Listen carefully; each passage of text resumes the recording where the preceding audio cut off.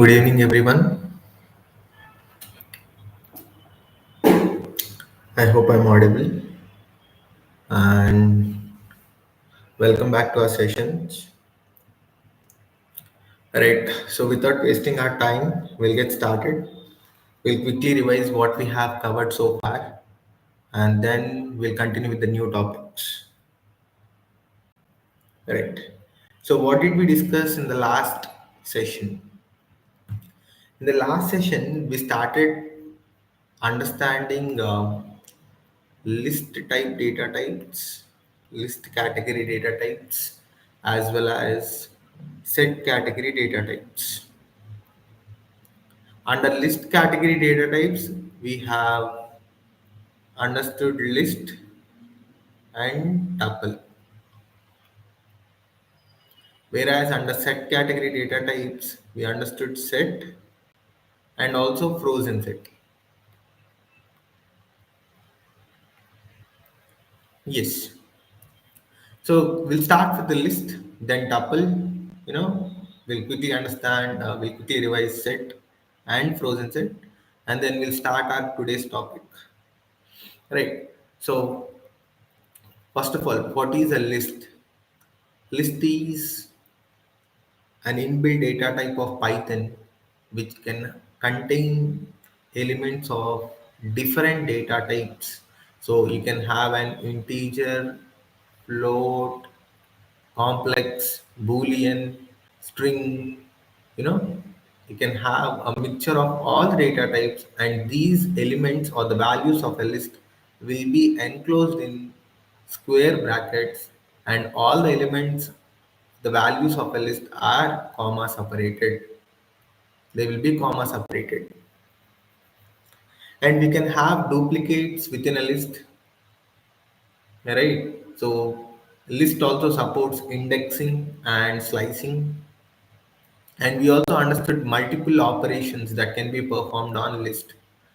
Since lists are mutable, mutable is nothing but an object which can be changed. There we can perform multiple operations on a list, right?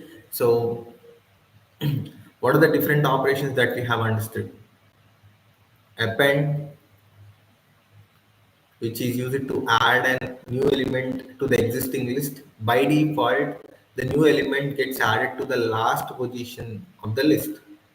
What if I want to add a new element at a specified location, at a specified index? It is insert operation that we do. So we have to specify both the position and the new element value. We also understood extend. Extend is for also adding a new element into the list. But what makes the difference between append and extend? Extend take all the elements, the new elements as the individual elements and gets added to the new list. Whereas append takes the new elements as a single object, as a single element. Right? So we also understood the difference between append and extend. Then we have understood pop, remove.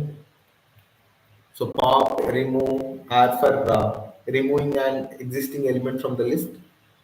In pop function, we are supposed to mention the index of the element that we are going to remove. If we don't mention the index of the element, by default, it removes the last element in the list. Whereas in remove function, we are supposed to mention the element that we are going to remove from the list. Right. Then we understood sort function. Sort function is used for sorting the data present in the list. Right. So by default, sort function does ascending order. Ascending order. What if I want the data to be sorted in descending order? I should use a parameter called reverse. So let's not go deep into this parameters topic. The next topic is functions. we'll understand what is a parameter or argument in functions, right? So when I specify reverse is equals to true, the sort function returns the output in descending order. It sorts the data, it sorts the elements of a list in descending order. Then, what else did we understand? Count, it returns the count of a specific element in the list. Uh, then, clear, use it to clear the entire list. It removes all the elements from the list and it returns an empty list. A clear function can be applied on any data type and it always returns an empty object because it is going to remove all the elements present in that object. Next to clear, we also understood delete. Delete function, it delete keyword, let's say specifically it's a keyword in Python, which is used to delete the object permanently from the memory. Okay, so it will be the object will be permanently removed from the memory. Right. So these are the different operations that we have understood under list. Then we also understood the concatenation. We can concatenate to a list. We can also perform repetition. We understood indexing concept, slicing concept on list. Done. When it comes to tuple objects are again similar to list objects, but the only difference that makes between these two is tuples are immutable. That means, once a tuple object got created, we cannot change it, we cannot edit it.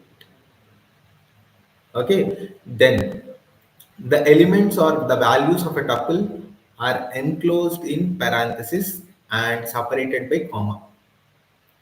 Okay, x1, x2, so on, whatever it might be.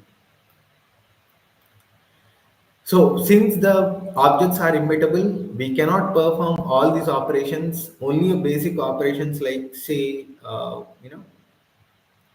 count can be performed, clear can be performed, delete can be performed. Only a few operations can be performed on tuple objects. Right.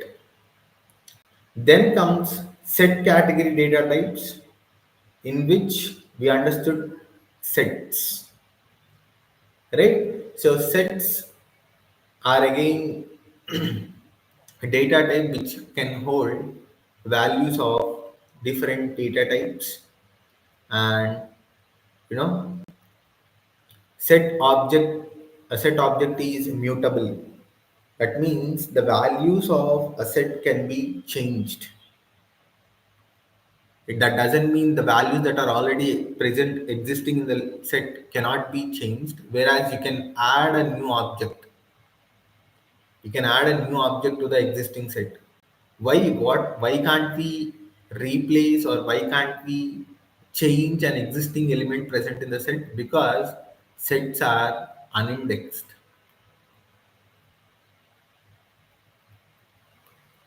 They are unindexed. Indexing slicing is not supported by sets. Since they are unindexed, they are unordered. Since they are unindexed, they does not allow duplicates. So all the elements of the set will be unique. Will be unique. Okay, it does not allow duplicates. Even if you try to store a duplicate under set, it takes only unique values. Right, we also understood the examples. Then we understood the operations that can be performed on a set, and what are the major operators that we have, operations that we have understood. Addition, sorry, my bad. Union, then intersection, you know, difference, then what symmetric difference. So all these were being understood as part of sets. Then here comes the question. As part of sets, if I ask you to create an empty set, it should be the answer should not be using empty curly braces. Empty curly braces create a dictionary object. Then How can we create an empty set object using set function? Keep in mind, guys, don't try to create an object using a set object using flower braces, curly braces. So this creates a dictionary object, especially if it was asked to create a empty set. And sets are mutable. We have understood a few operations with respect to sets. Then there is a special type of sets called frozen set.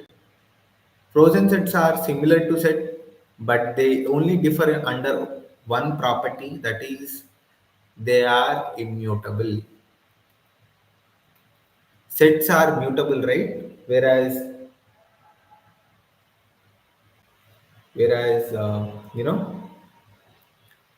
frozen sets are immutable.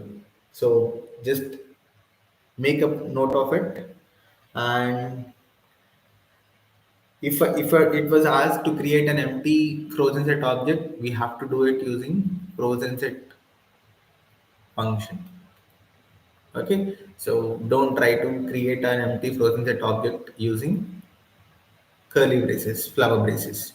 So these are the major points that we have discussed, and hands-on, it's up to you guys. You should practice on daily basis. You should do, type at least say 200 to 300 lines of code. Work on multiple examples. Okay, when you do more hands-on, yeah, your basics will be very strong.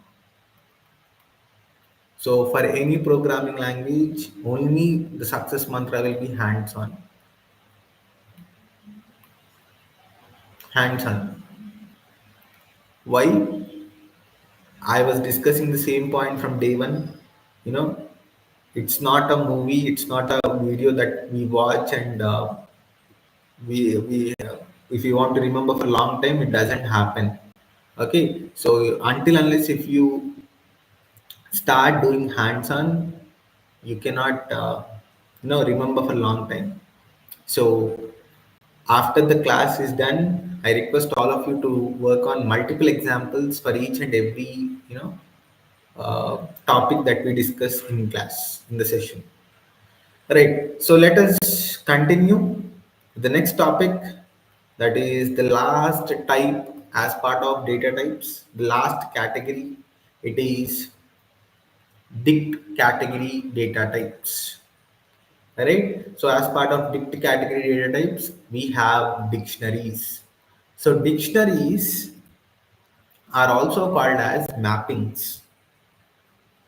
Okay, so dictionaries are very, very important with respect to the foundations. So I request everyone to focus. Right. So dictionaries are also called as mappings, and they are unordered key value pairs.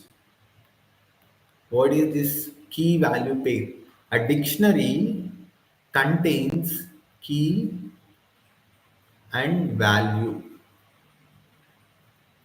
pairs. So key 1 value 1 comma, key 2 value 2 comma. So it's like that.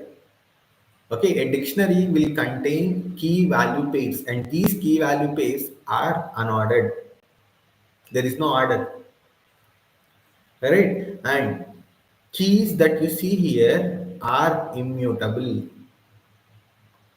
Okay, keys are immutable. That means once if a key was added to the dictionary and if you want to change it, it throws an error.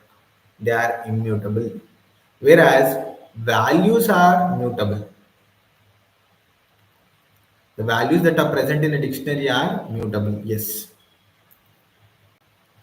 And a dictionary key value pairs are always enclosed in curly braces only. So don't get confused. If you just see curly braces, it can be a set, it can be a dictionary, it can be a frozen set as well. Be careful, guys. Right? So a dictionary contains key value pairs. Okay, whereas set contains only elements. So value 1, value 2, value 3, so on. If it contains key value pairs, then it is a dictionary. It's a mapping, right? And these key value pairs are separated with colon, and a key value pair is separated by comma. Key and value are separated by colon. Key and value pairs are separated with comma. Okay, so these are the major points. And does dictionary support indexing? Yes. Values can be indexed via keys. You can get the values or you can access the values with the help of keys. Whereas keys are unindexed, they are not indexed. You cannot access the keys. Okay, whatever we are discussing, we'll do hands on. But these are the properties that dictionaries hold. Right. So let's jump into the hands on. What I'm going to create a dictionary of three key value pairs.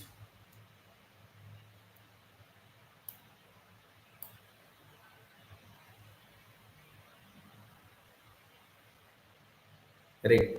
So I'm going to create a dictionary of three key value pairs. The first key value pair is name, kalam. Second one is age, 30. Third one is book, wings of fire. Okay. So I'm going to keep all these key value pairs in flower braces. So this obviously becomes a dictionary. And I'm going to store this dictionary to a variable dict1. Akhil, before you execute line number 16, I have a question. Yes, proceed. The question is, you told that key value pair is separated with colon. This is good. Okay, I see each and every key and value is separated by colon, and every key value pair is separated with comma. Perfect. But for numbers, I don't see any kind of quotations. Whereas for some characters, you know, for the characters, I see quotations. What is the reason? Simple. These are strings, and this is an integer. And if you remember the concept of strings, a string should always be present inside a quotation. It might be single quotations or double quotations, right? So we are just using strings as our keys, and for key 1 and key 3 the value is also a string, whereas for key 2 the value is 30. Okay, so let me execute it. If you see, the name of the variable is dict1, the type is dict. Okay, nothing but dictionary. The size is 3. See, when I double click on dict1, the key is, so previous in the previous cases we used to get index. I hope you remember this. But for a dictionary you'll get key. Indexing is done using keys. So under keys you'll get the keys of the dictionary: age, 30, book, wings of fire, name, kalam. A dictionary is an unordered key value pair. Is there any order? I try to create a dictionary in this way, but for me, the first key is age. When it is trying to store, you see here, the order is not maintained, they are unordered, right? So now let me print dict1 to the console using print function. It's clear. Key value pair 1, key value pair 2, key value pair 3. Now let us go and work on the indexing concept. What will be the output for line number 20? Because I'm trying to access the value of name key. Okay, so if you see here, dict1 square braces. Square braces is representing the indexing concept. So dict1 of name, that is nothing but key one, will be kalam. I want everyone to respond, guys. So this is again similar to our indexing concept only. There is nothing new to us. Okay. So far we are using numbers for indexing. If I use a list of say 1, 2, 3, 4. Okay. List of 1 is nothing but 2. So what is this one? This one is representing index value 0, 1, 2, 3. Right? So list of 1 is 2. At index 1 of list, I had 2 as the element. In the same way, instead of using the numbers in dictionary, we use keys for indexing. Okay, I hope it's clear. There is no confusion. In the same way, can I get the output for line number 22? What will be the output for line number 22? Please respond, guys. Line number 22. The answer is 30. Dict1 of age. So the key 2 is nothing but age. And since you are trying to access the value of age, you know, it is nothing but 30. Good. Now comes a new dictionary. Let me, come up with a new dictionary with the same variable name. So in this dictionary, I had three new keys: name, age, car, and the values are KVR 48 and BMW for the respective keys. I have declared done. Now I'm trying to update the values using indexing concept.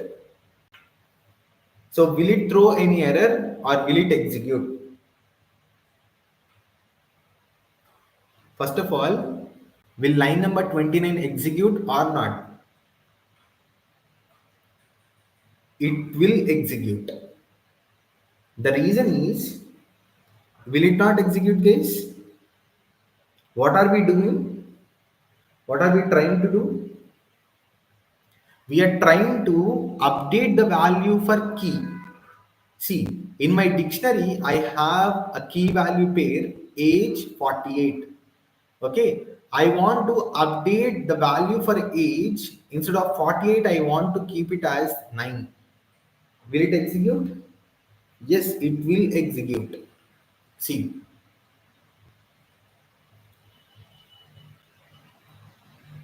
simple, it will execute and it will update 48 by 9.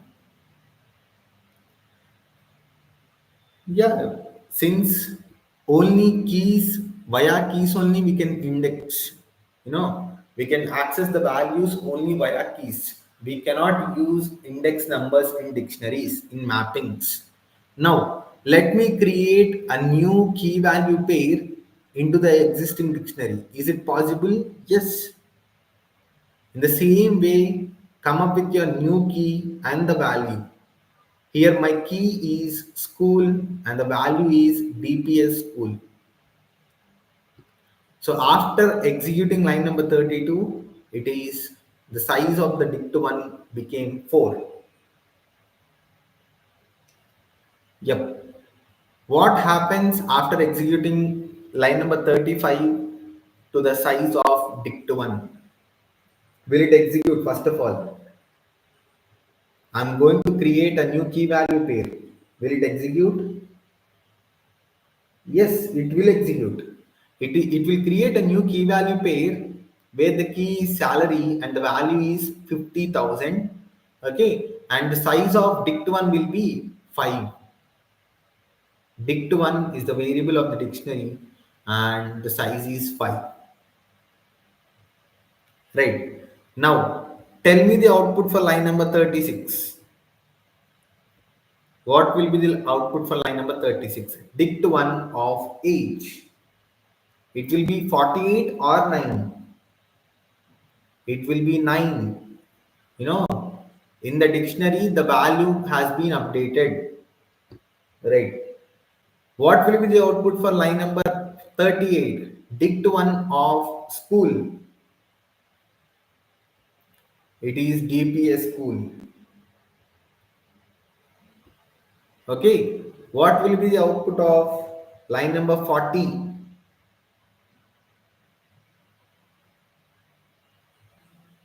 What will be the output for line number 40? It's nothing but 50,000. So in this way, we can access the values using keys. Using keys, you know, the syntax is same. Like how we use the general syntax for indexing concept, in the same way the syntax is same. Okay, but instead of numbers, we are supposed to use keys in dictionaries, in mappings. Right. Now we have three inbuilt functions for dictionaries. The first function is keys. Dict1 is representing a dictionary dot keys function. Keys function will return only keys that are present in the dictionary. So this will return as all the keys present in dict1. So these are the keys that we have in Dict1 dictionary. Yep. Now, next to keys function, we have values function. Like how keys function is returning as the keys present in dictionary. In the same way, values function will return all the values present in Dict1 dictionary. All the values, not a single value. It returns all the values present in the dictionary. Right. And the last function that is part of dictionary, it is items. Items function returns both keys and values present in the dictionary. All the keys and the values. Name, KVR, age, 9. So all the key values are returned as a tuple, and if you see, it is in a list of tuples is being returned. I hope it's clear. Keys function returns only keys, then values function returns only values, items function return both key value pairs. I hope it's clear. Right. Now let us go and create a new, okay, the same dictionary. Okay, and let me execute it. This is not a new one.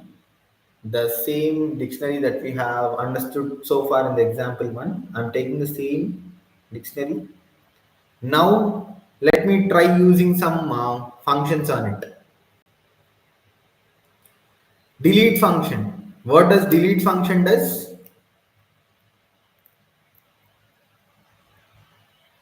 What does delete function does, guys?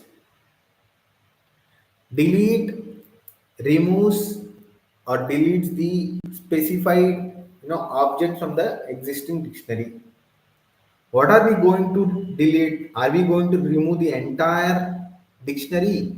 No, only a key value pair will be removed.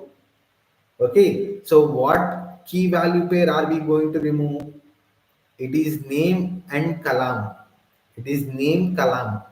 Okay, it doesn't remove only value. As we have discussed, a dictionary should always contain key and value. It is a combination of key value pairs. Don't assume that delete will just remove only the value of the key name. That means only column will not be removed. The entire key value pair will be removed. So let me execute and print it. See. Whereas clear function will remove all the key value pairs present in the dictionary. Okay, so I have two key value pairs existing in the dict1, and you know when I execute the clear function, it returned me an empty dictionary. That's what we have discussed in earlier class as well. A clear function will remove all the entries present in the object and it returns an empty object. Whereas delete function will remove the entire dictionary or say the object from the memory until unless if you specify a certain or a specific key. Okay, what makes the difference between line number 52 and 60? In line number 52, I have just deleted a key value pair, whereas in line number 60, I'm deleting the complete dictionary from the memory. Okay, see, done. When I execute line number 60, I don't see the dict1 in the memory.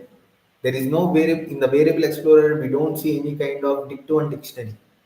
Right? But when you try to access dict1, it will throw you error saying, we are getting a name error telling that dict1 is not defined. Yes, it is defined, but later, since we use delete function, the complete dictionary got removed from the memory. Permanently, it got removed. I hope it's clear. Okay, let us go to the next example, but this time I need your attention because this is something important. Yes,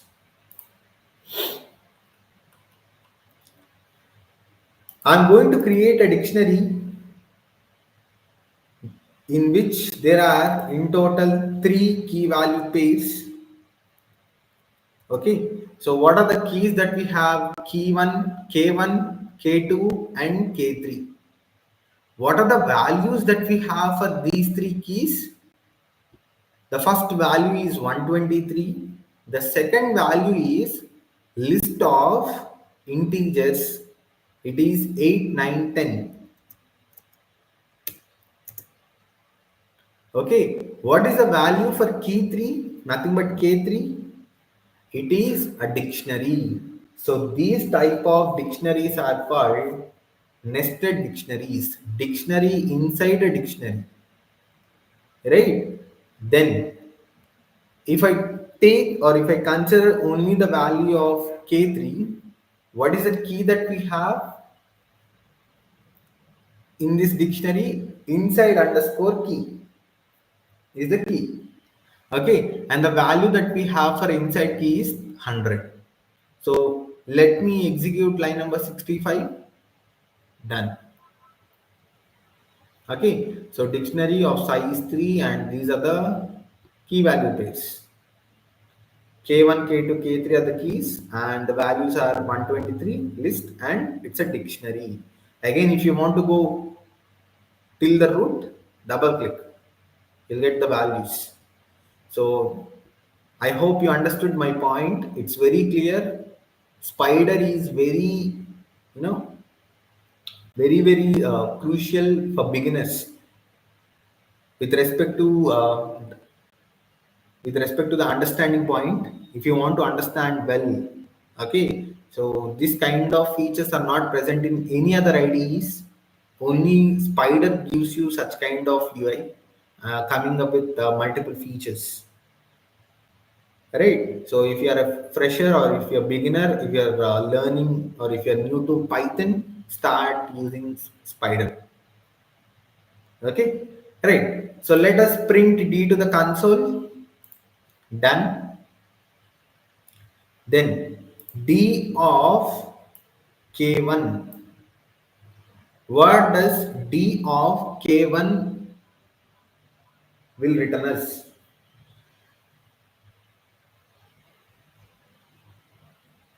The answer will be 123. Indexing concept, guys.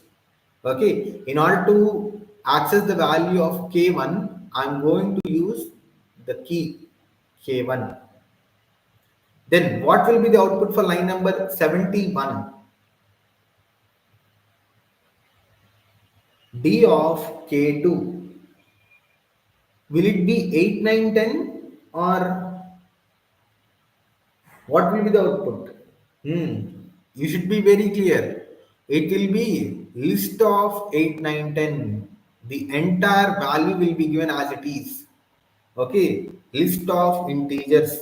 It's nothing but 8, 9, 10. But what if I want to have d of k2 of 1? What will be the output? It will be 9. How come 9? Akhil, can you please explain this, you know, uh, the syntax? Yes. D of K2 will be 8, 9, 10. But do I need only D of K2? No, right? I also want D of K2 of 1. So in this output as well, I need the value which is presented index 1. So first of all, what kind of object it is? It is a list. Is list indexed? Yes. So by default, indexing starts from 0. Now, tell me what value you want. We want the value which is presented index location 1. So this is nothing but 9. The output should be 9 for line number 73. Right. So let me execute it. I want everyone to respond, guys. Don't sit idle. Okay. So what will be the output for line number 75? What will be the value for line number 75?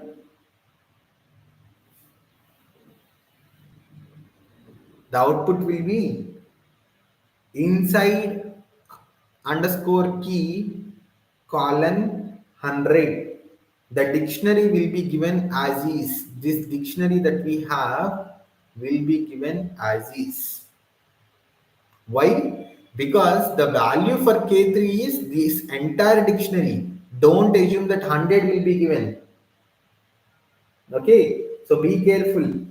The entire dictionary will be given as is. Right. What will be the output for line number 77? 77. For 77, it will be 100. Good. Why? Because again, we can access the value present in the nested dictionary via its key. It's nothing but inside underscore key. So when I try to execute 77, the output will be 100. Simple.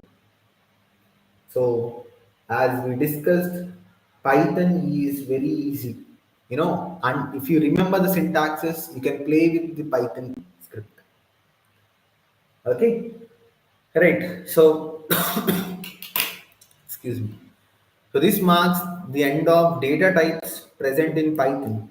Okay, so we'll continue with the next topic, that is control statements or conditional statements. Okay, so the next topic that we have is control statements or conditional statements. What are these conditional statements or what are these control statements? The name itself, if you try to understand it by the name, we have an explanation for it. Conditional statements. So, depending on the allowed to the execution of the code, depending on the conditions that we have, it will allow for example, I'll just give an example. See, assume I'm of age 18. Okay, in India, what does right to vote say? Right to vote say that everyone present in the country, whoever is an Indian, they can vote once if they get 18 years. If I get 18 years, I can register for vote and I can vote to the right candidate, whoever I think, whoever is my choice. Right. What if I am of 17 years? Can I vote? No. Am I right? Yes. So, conditional statements are nothing but we will define a condition. Based on this condition, a certain operation will be executed if the condition is true. What if the condition is false? Some other statements will execute.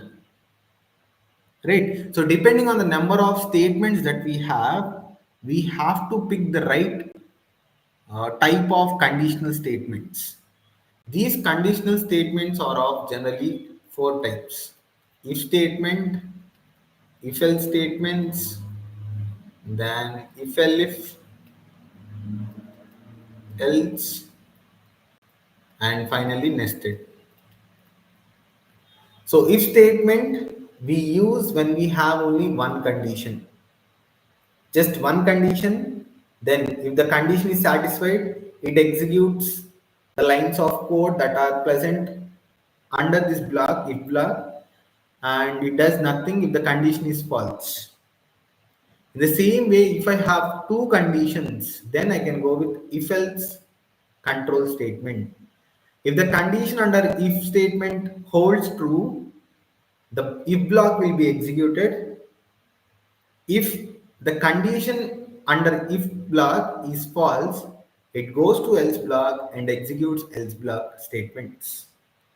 What if I have more than two statements? Then I can go and use if control statements. More than two. If you have say 5, 10, 100, you know, you can go and use if-elif. You can have multiple elif blocks. All your conditions can be specified and the relevant code or statements that you want to execute for that block, you have to define it. And the final one is nested blocks or nested conditional statements.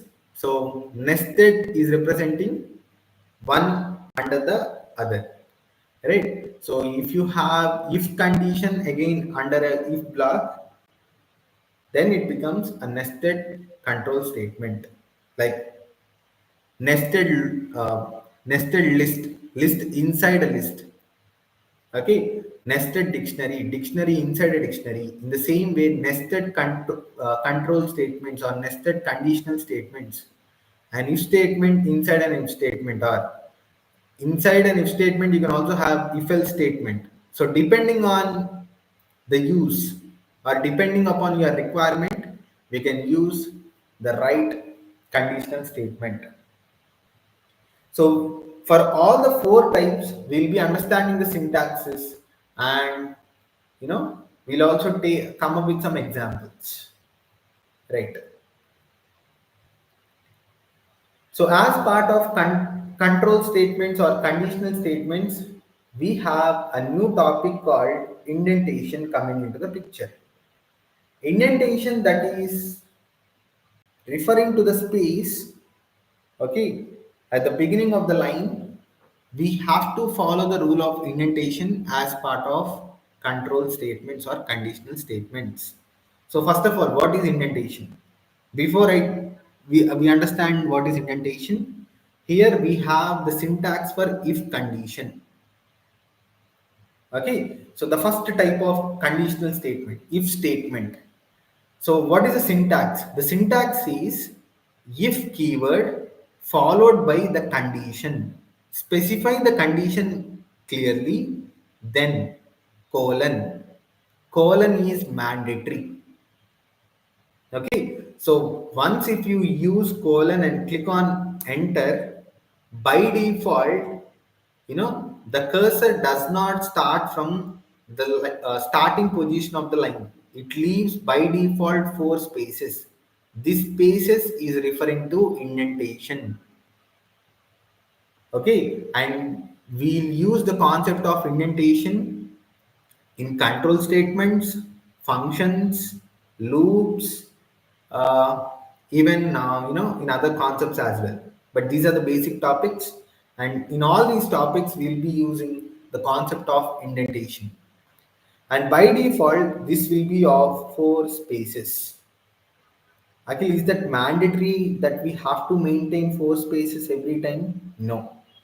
First of all, why should we leave four spaces as, or why should we leave spaces as part of indentation?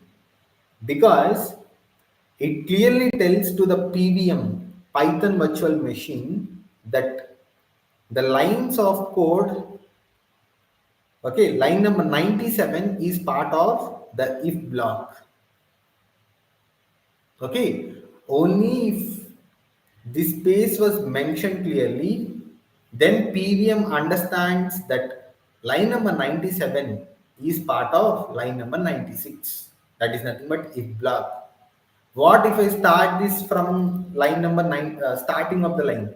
That doesn't mean it is part of line number 96. Okay, see, if I click on enter, by default it is giving four spaces. These four spaces are nothing but indentation. And there is no rule that you should always stick to four spaces.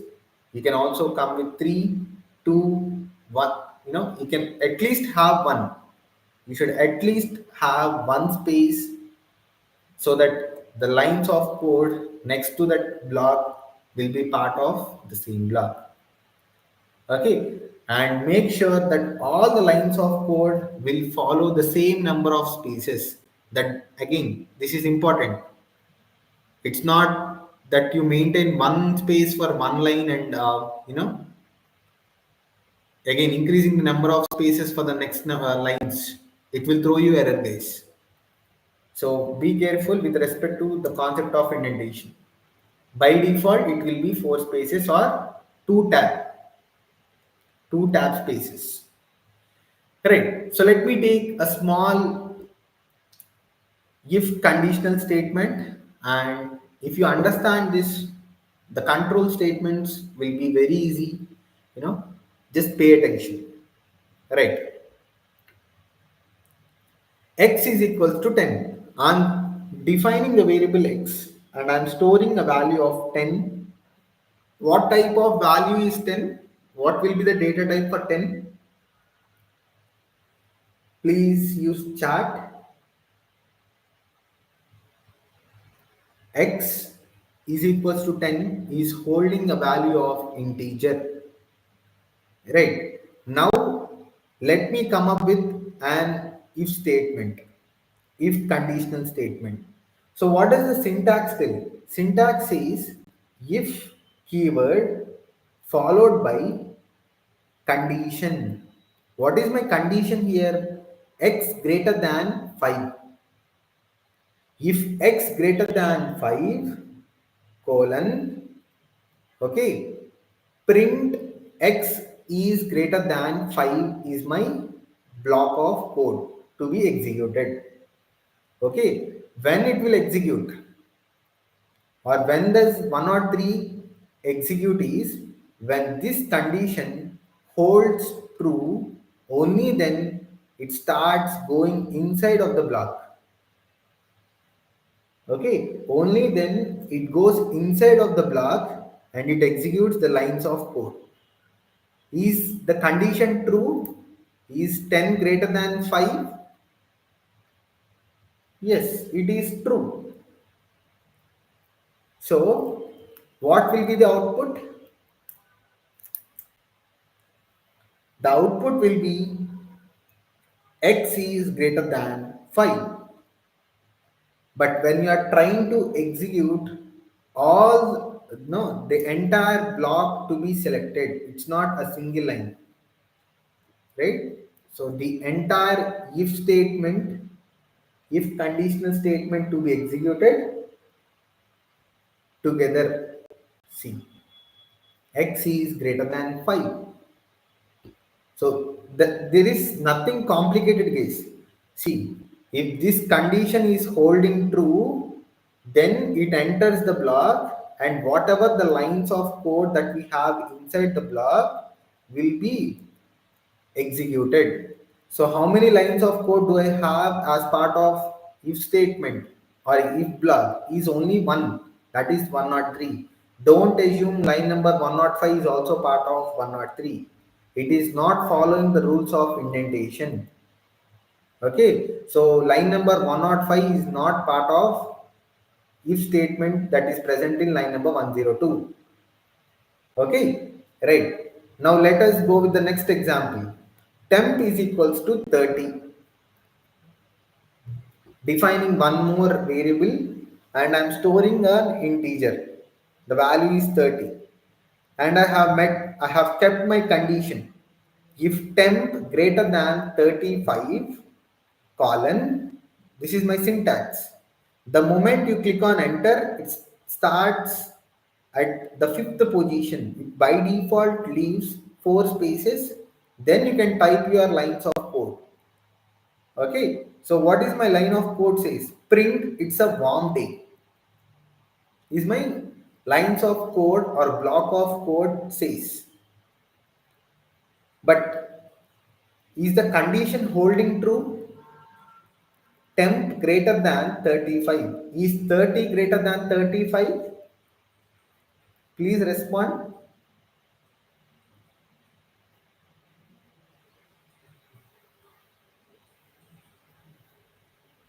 Is 30 greater than 35? No, it is false. So, will it execute? Will it print anything? No, it does not print anything. It returns nothing. It returns nothing. In the same way, there is one more example for us. Password is equals to secure123, which is a excuse me guys.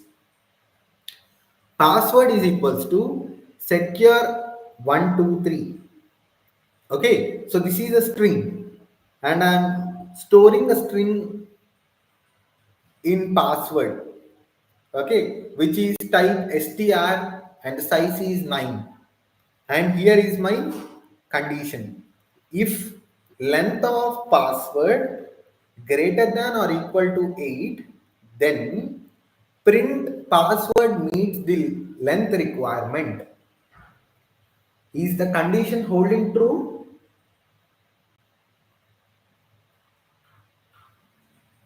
Is the condition holding true? Yes or no? Yes.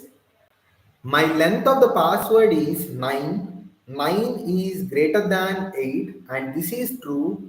If the condition holds true, it enters the if block and executes all the lines that are present in the if block. So it means it prints whatever is present inside the print function to the console.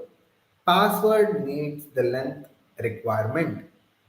Okay, what if this is say 10? What will be the output now? What does it print?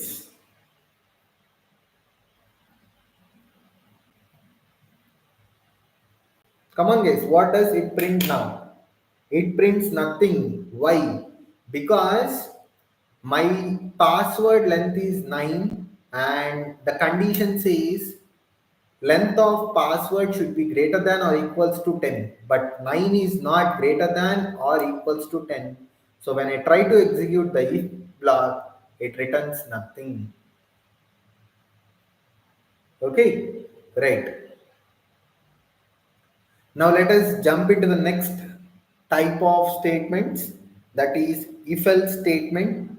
So if-else statements, again, as we discussed so far in if statements, we have only one condition to be or to do only a specific task, whereas if else provides an alternative block of code to execute. If the condition in the if block fails, if it is false, It does not execute the lines of code that is part of if block. It jumps to else block and executes the lines of code that is present in else block. So the syntax is same, guys. So you will have an additional else block code coming into the picture. Apart from it, nothing else. There is nothing difference. Okay, so if you see, I'm coming up with a new example. X is equals to 10. X is equals to 10. And what does my condition says? My condition says x greater than 15. If x greater than 15, then execute line number 126. X is greater than 15 to be printed. Else, if the condition that is present in if statement is false, then execute line number 128. X is not greater than 15. Simple. So together we have to execute this. All the blocks, all the conditions to be executed together. Don't execute one by one. See, 10 is not greater than 15. So if condition present in if statement is false, it jumps to else block and prints x is not greater than 15 to the console. Okay. Now we have one more example. Number is equals to -5. Okay, so I'm coming up with an integer that is -5 and I'm storing in number. And here I have if else block. So this is very simple. I want you guys to tell me the output for this if else block. What will be the output?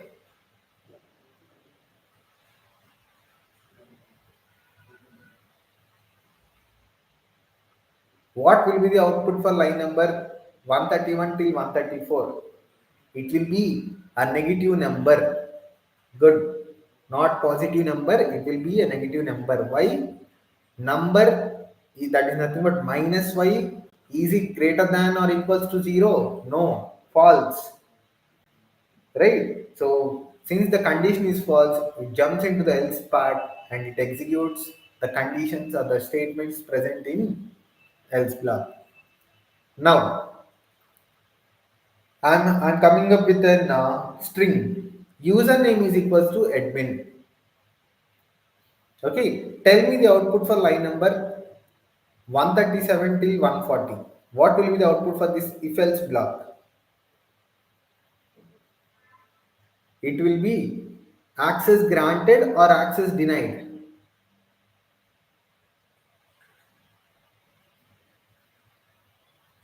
What will be the output, guys? Access granted or access denied? It will be access granted.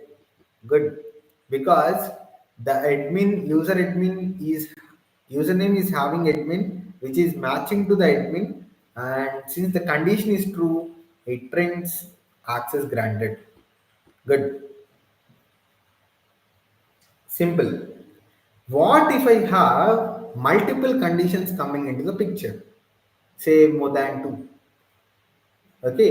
Then we'll go with if-elif-else blocks. Okay, you can have if-elif statements. So in if block you will have one condition, in elif block you can have multiple conditions. Okay, so what is the difference? A new block is being added. Nothing. Apart from that, there is nothing difference. See, age is equals to 20. I'm coming up with a variable and the value that is being stored is an integer. It is 20. So if age is less than 18, print minor.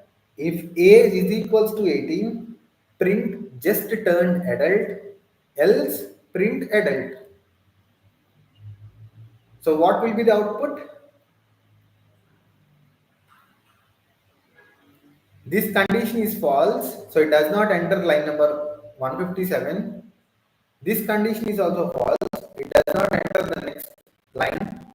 So it directly jumps into else part and prints adult. Okay, so this is simple. In the same way, what will be the output for line number, say, this entire if-elif block? Good. If score greater than or equals to 90, is score greater than or equals to 90, 85 greater than or equals to 90, false. Elif. If score greater than or equals to 75, print grade colon B. So 85 greater than 75, condition is true, so it prints grade B. Will it also execute else block? No. Here the condition is met, so obviously it will print grade B.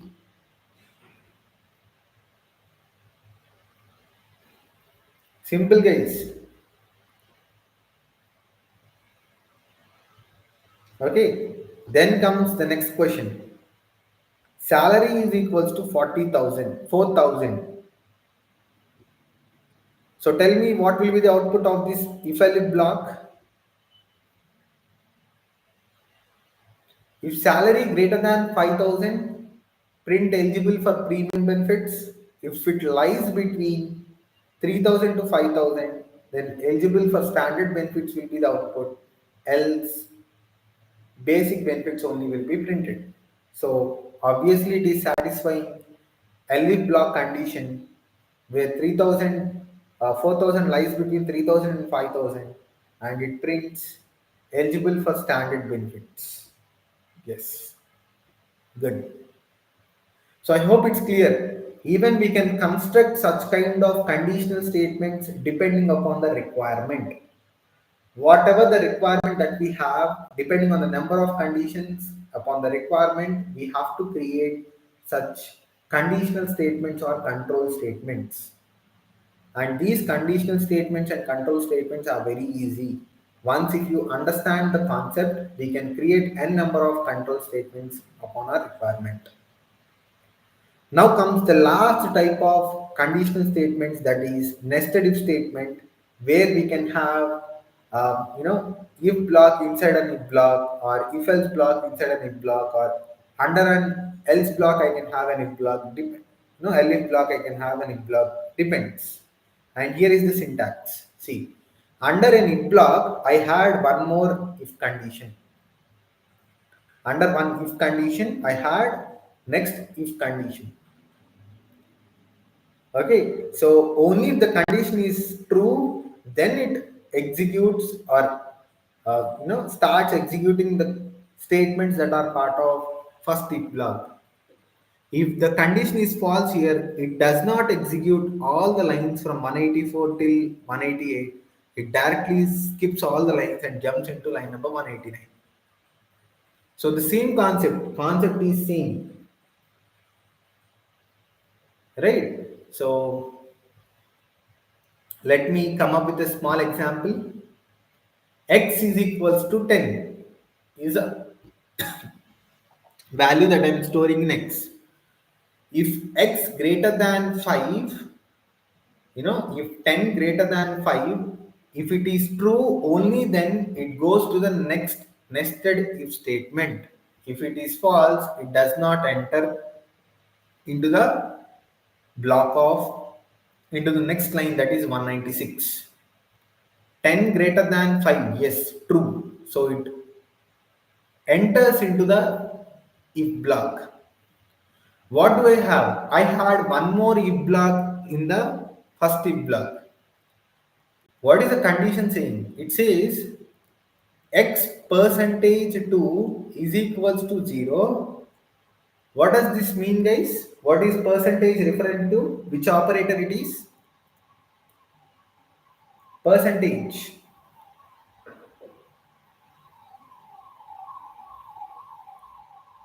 What kind of operator is percentage?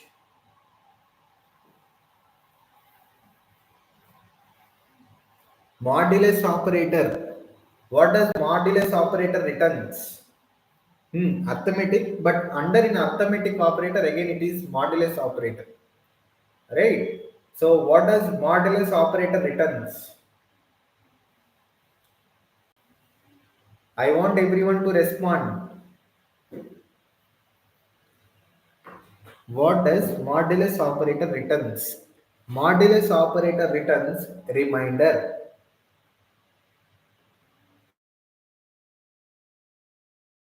What will be the reminder for x? Nothing but 10% 2. What will be the output for 10 percentage 2?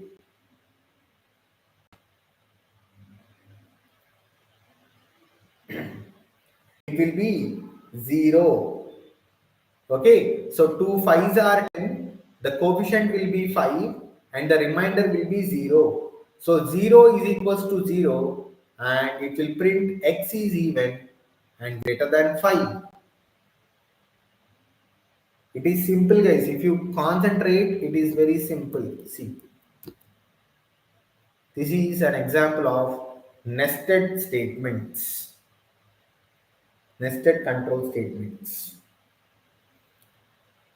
Right, in the same way, can I get the output for this nested statement? I had a variable grade and I'm storing a str data type where the value is b. Okay, tell me the output for the next nested statement. Why it is a nested statement? Because I have if statement part of elif statement. So this becomes a nested statement. It is not if-elif. Okay, be careful.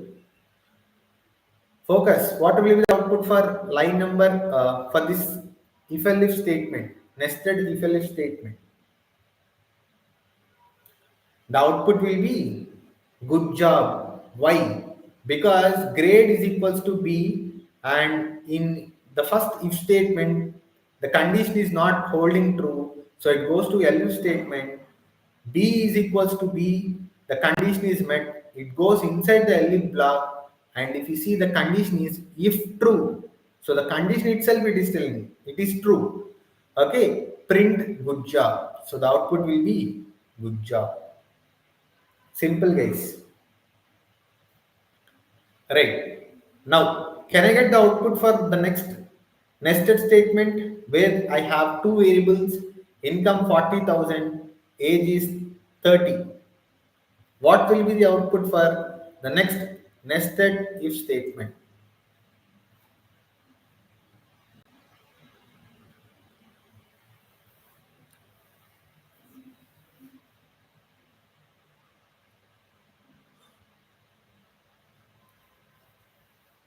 At least you can type me the line that is going to be printed, line number at least.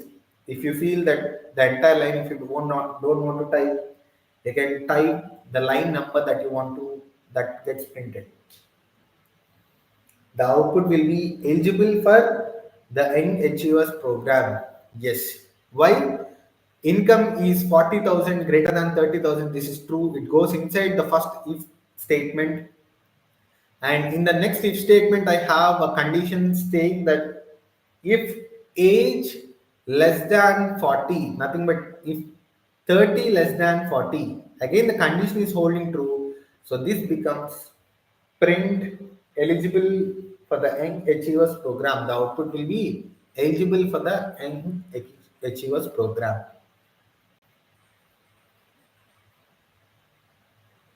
Right. What if this is income is 4,000? What will be the output, guys?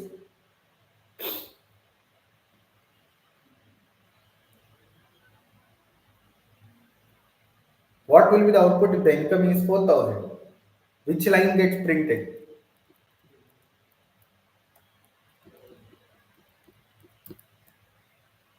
Line number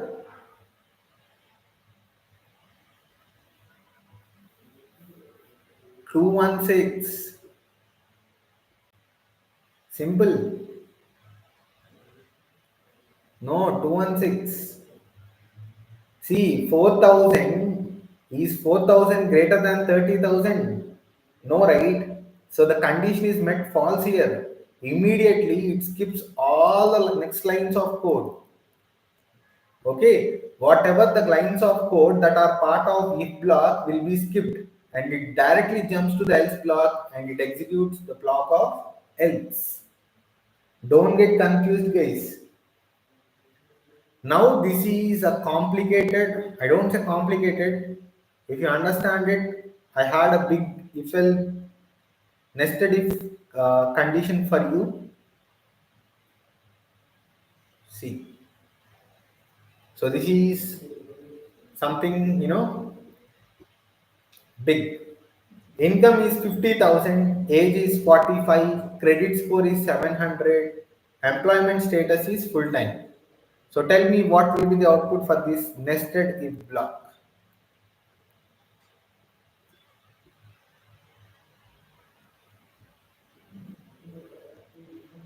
Type the lines, line numbers at least. Don't, if you are unable to type the entire string, type the line numbers that will be printed. Only 232 will be printed, or what all lines will be printed? Okay, so 50,000 greater than 30,000, yes, true. It goes inside the first if condition, if statement. Then again, we have a condition over here, age 45 greater than less than 40. This is false. So it comes to else block of the second if condition. How we are identifying that this for the if condition that is present in line number 224, we have the else block present in 229. It's simple, guys. You observe the spaces, indentation. So the else block for if block for line number 224 if block is the block that is present in 229. So it comes to line number 229 and it checks for the conditions again. If employment status is full time, yes, it is full time. It checks for the credit score. Is it greater than or equal to 700? Yes, it is equal to 700. So it prints eligible for the experienced professional loan program. Very simple.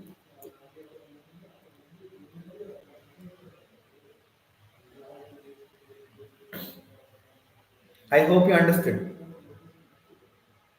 238. No, no, no. 238 does not execute, right? See, this is again an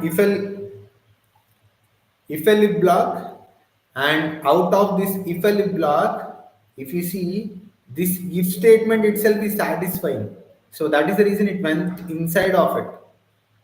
And if the condition is holding true here, how does it print or how does it goes into this else block? So it does not enter else block of line number 238. It does not go into the line number 238. Be careful. Right. So let me do one thing. I'll okay.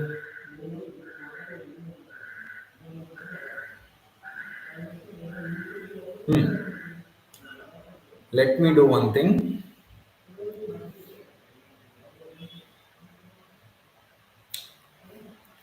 What if this is 600? Which line will be printed?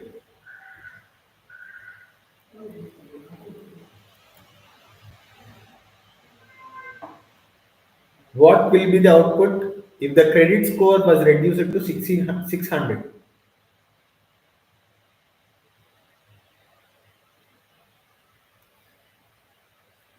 234. Good. So if you see this condition is not holding true, so obviously the else block should be executed. Credit score too low for loan eligibility despite full-time employment. Even though if you are doing full-time, but still your credit score is less for loans. You are not eligible for loan is what gets printed. So in the back end, if you observe, all the control statement and conditional statements will be used for voter ID. Even when you try to register or when you try to apply for different forms over the net, okay, on different websites.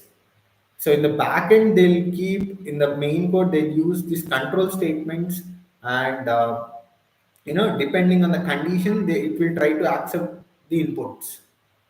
So if you remember that, say in some applications or in some forms, it will keep the condition very clear.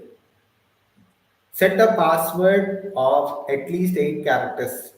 Okay, so when you keep or when you fix your password to 7 characters, it will display your warning or it will display your message. So in the backend, an if else block will be executed. And this if else block tells you that so whenever the character or say the password is less than this size, it should display the message to the end user. So in the backend, all such kind of applications will be done. Right. So this marks the end of conditional statements or control statements in Python, and we'll start with the loops, which is an important topic tomorrow. Not today. It's already 8:15, right? So we'll start it tomorrow, and tomorrow probably we'll start loops and also the next topic, that is functions. Right. I hope you have a good time today. I hope every one of you had a good time, and as I'm suggesting, do share these valuable sessions to your friends, even to your relatives, whoever you feel that these are worthy. So just share these links or say our YouTube channel to your friends, and just ask them to subscribe to our YouTube channel. They'll get all the notifications. Even in future, we are going to do such kind of sessions, very valuable sessions. Right. Any questions for the day? So I'll stop the day here. Any questions?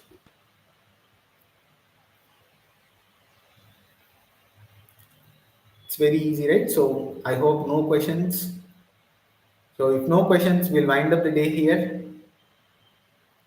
So before I wind up, again, I'm requesting all of you to share across multiple channels that you have, like our YouTube videos. Please comment if you have any such kind of questions. Please comment. And thank you so much, guys. We'll meet tomorrow at the same time. Have a great day.